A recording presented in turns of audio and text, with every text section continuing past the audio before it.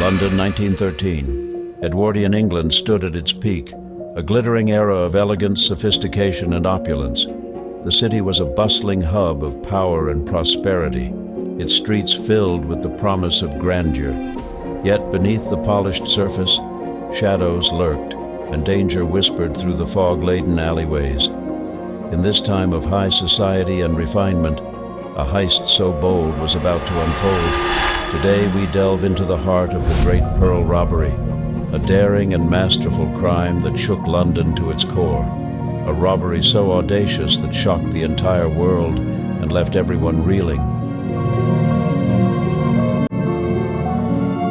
The star of this engrossing tale is no ordinary necklace, a strand of 61 flawless blue-pink pearls, each one shimmering with an ethereal glow. It had been created over 10 years, due to the time it took to source the pearls and match them.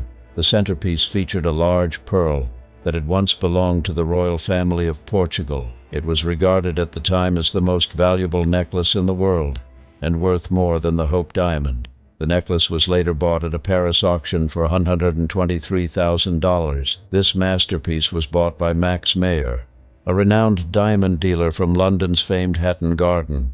The newspapers of the time couldn't get enough of it, naming it the Mona Lisa of pearls for its breathtaking beauty and unparalleled value. To put things into perspective, this necklace was estimated to be worth over $100,000 in 1913. A sum that could buy multiple mansions in London's most elite societies. The pearls were so exquisite that they became the talk of the town, admired by jewelers and coveted by high society. Max had bought this rare treasure through his impeccable taste, but little did he know that his prized possession would soon become the centerpiece of one of history's most daring heists.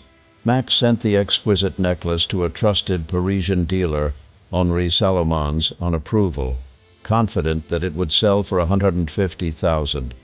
The anticipation of the deal must have filled the air, but nothing could prepare Max for the shock that awaited him. However, the sale did not go well, and Salomons returned the necklace by registered post. Since the necklace was a precious little thing, the packing was done with extra caution. It was wrapped in cotton wool, then tissue paper, and was placed into a white wood Morocco plush-lined case. The case was then again wrapped in cotton wool and tissue paper and placed into a cardboard box. When the package arrived from Paris, Max eagerly opened it, expecting to see the luminous pearls nestled inside. Instead, what he found left him speechless. The necklace was gone. All that was inside the box was an almost insulting substitute, 11 lumps of sugar. It hit Max like a thunderbolt. He wrote to Salomons, "Box arrived, but no necklace. Someone just stole the treasure worth over $100,000 like an everyday trivial commodity." This level of audacity was more than a theft. The mastermind behind this audacious theft was none other than Joseph Grizzard, a man living a double life that could have been lifted from the pages of a novel. Born in 1867 to an Austrian Jewish family living in London, Joseph was also known as Cammy, or the King of Fences. To those in high society, Joseph was the epitome of charm and success, a businessman with a silver tongue. But beneath this facade lay a secret. He was also a notorious jewel thief with a history of daring heists. He gained his notoriety for his heists, mainly of jewelry, and was known for his charms, mostly famous for smoking a cigar whilst police interrupted a dinner party to search his home for a stolen diamond necklace, only to find it at the button of his soup bowl once the officers left empty-handed. Nicknamed the Gentleman Thief, Joseph was known for his impeccable manners and meticulous planning. He didn't just steal, but orchestrated grand schemes with the precisions of a maestro. Joseph's charm and cunning had allowed him to move seamlessly between the worlds of high society and crime. The Gentleman Thief had once again decided to strike the world, pulling off one of the most talked-about heists in history. Then takes place the Great Pearl Robbery. Joseph had assembled a team of skilled accomplices for the mission. The first member was James Lockett, a jeweler turned burglar. He had built a successful career as a jeweler. Yet behind this facade lay a man driven by greed.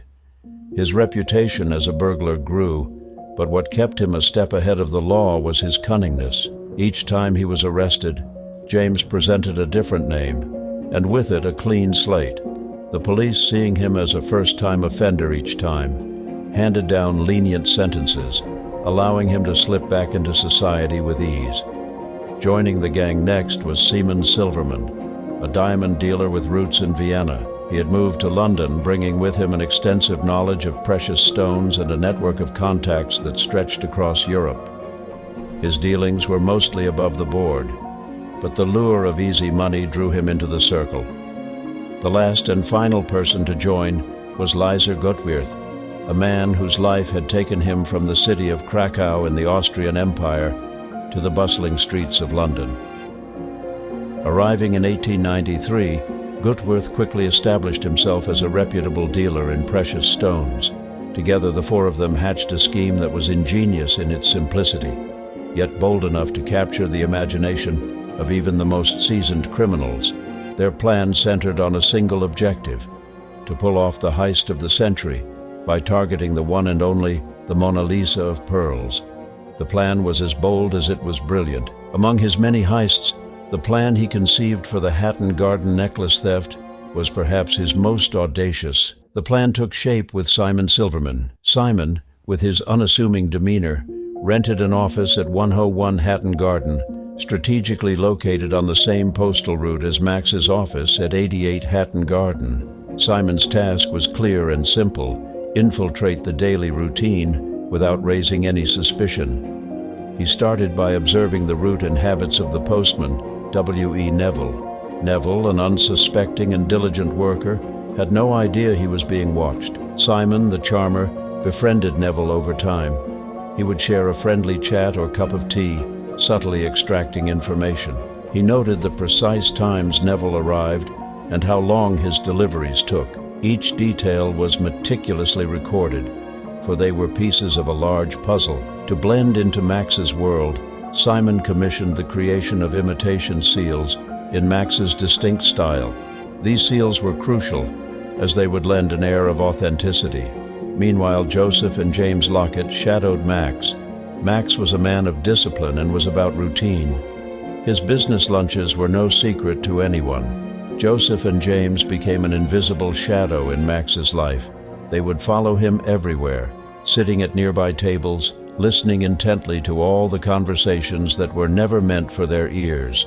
All of this gave away the information about the time of arrival of the necklace by post. The day of the heist approached.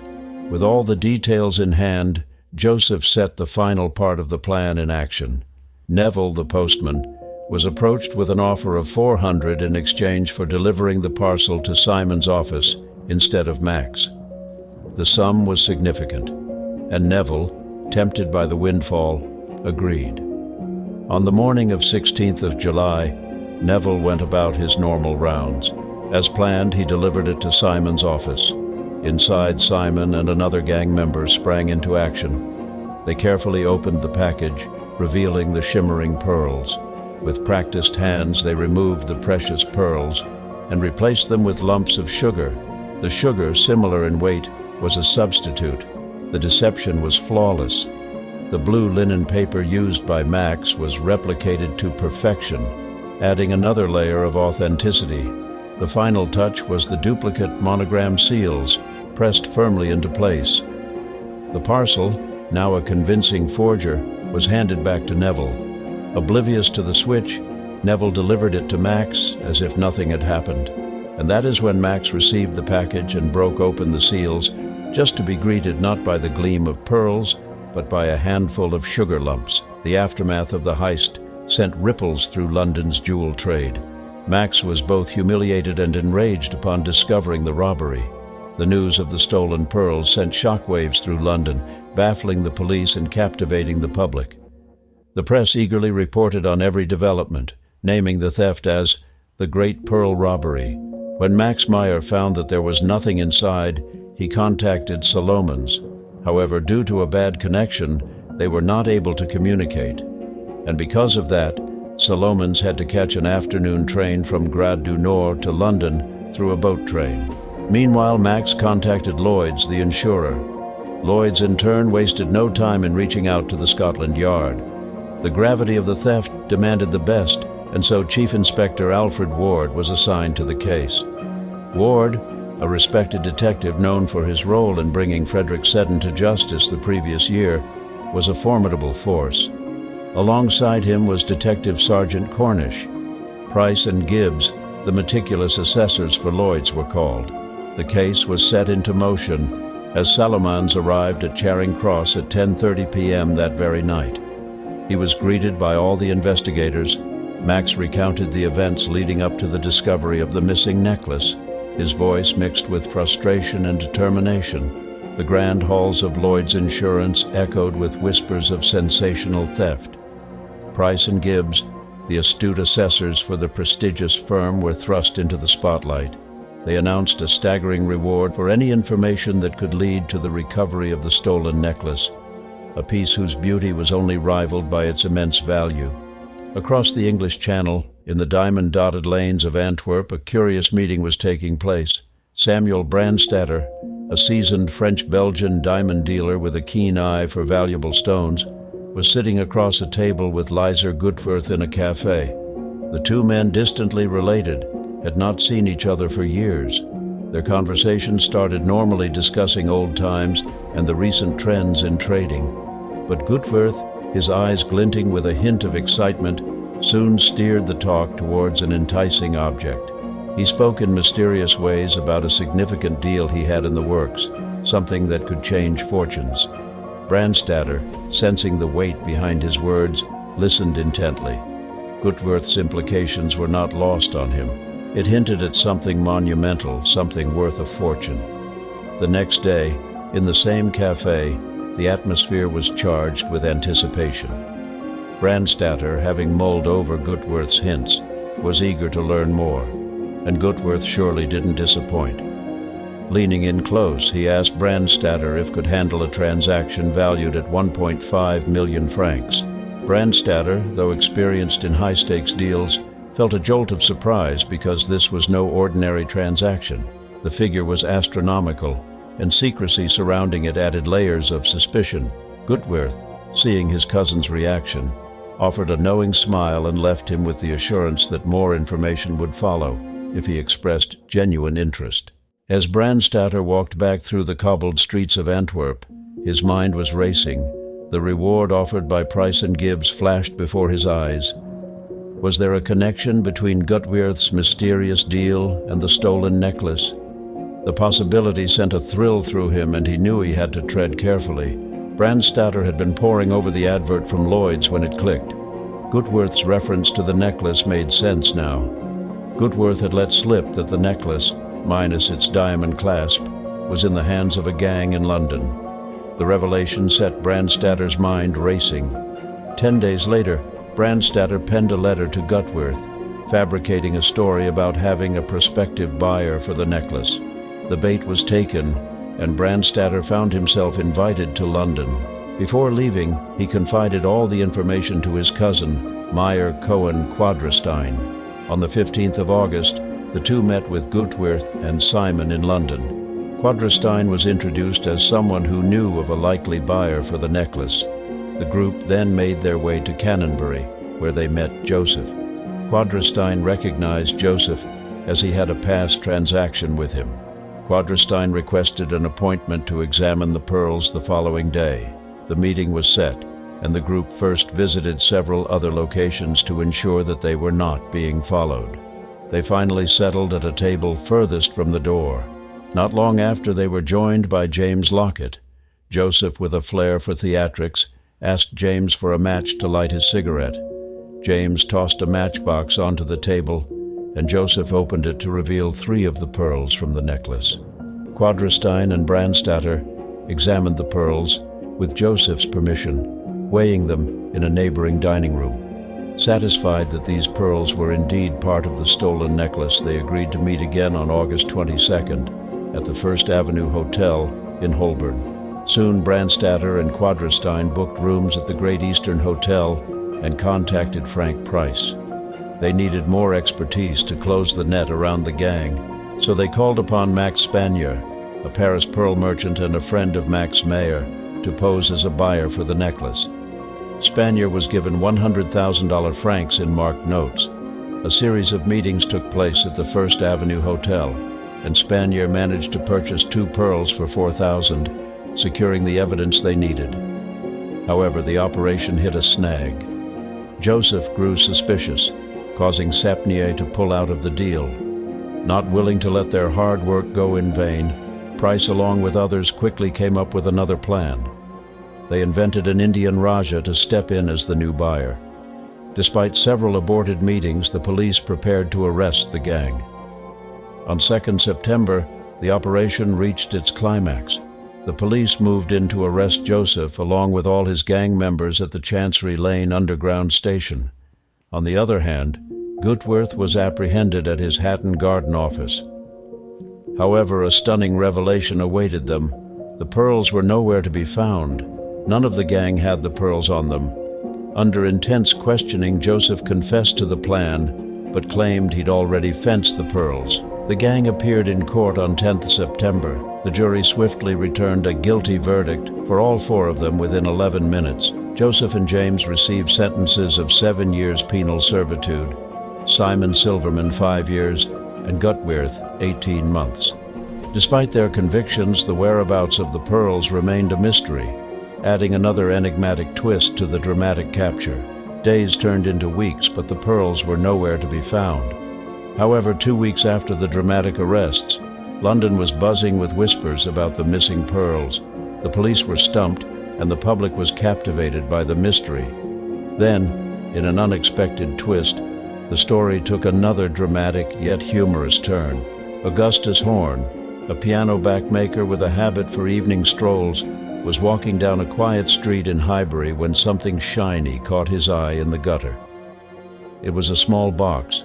Curiosity piqued, and he picked it up and opened it to find a matchbox.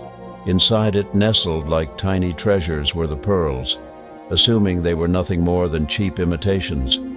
"Nice marbles," he muttered, and flicked one to a nearby homeless child who was watching him. The child eagerly caught the marble and began playing with it, oblivious to its true value. Feeling rather pleased with himself, Augustus decided to hand over the pearls to the police.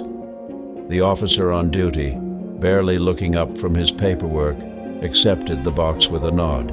It wasn't until the next morning that the news splashed. The pearls were the very ones that had been the talk of London. The station erupted in excitement, and the lutein bell was rung to celebrate their return, an honor typically reserved for solemn occasions.